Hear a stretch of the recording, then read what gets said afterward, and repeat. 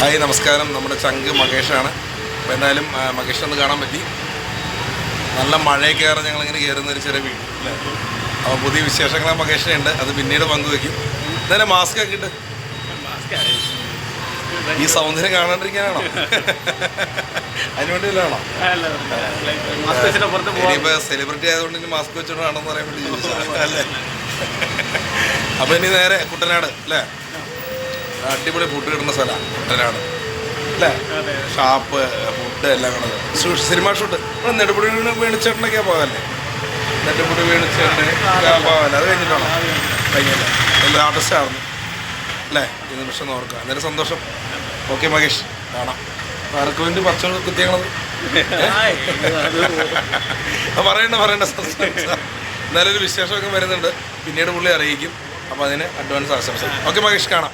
Okay, thank you.